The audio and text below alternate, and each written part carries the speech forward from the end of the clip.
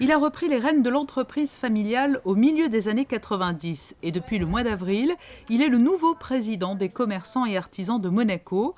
Nicolas Mathil est issu d'une famille de fleuristes implantés à Monaco depuis 1927. Mon arrière-grand-père était employé SBM et il a créé cette entreprise il y a très très longtemps, pratiquement au même emplacement où on est aujourd'hui, plus exactement où il y a le Crédit Suisse dehors. Mais effectivement, ça fait très très longtemps qu'on est là, c'est mon arrière-grand-père, puis ses 3 fils, donc mon grand-père, mon père et aujourd'hui moi. La succession s'est faite en toute logique pour vous? Oui, j'ai fait autre chose. J'ai roulé ma bosse ailleurs. Je suis parti à l'étranger pour étudier, pour faire des formations. Et l'appel de Monaco, l'appel de la famille m'a fait revenir aux affaires. J'étais dans la banque avant. Voilà. Nicolas Mathil succède à Pierre Brezzo à la tête de l'UQAM.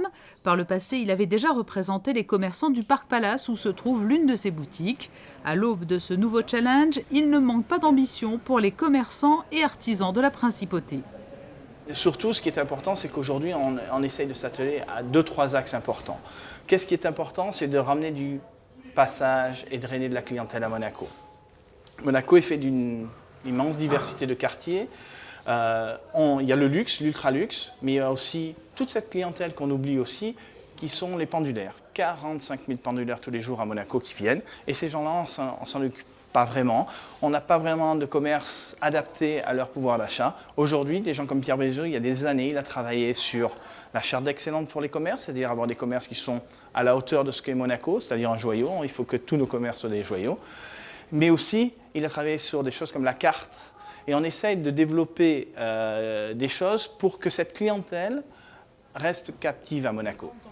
Et pour doper le commerce monégasque, Nicolas Mathil entend également miser sur une meilleure cohérence commerciale dans les quartiers.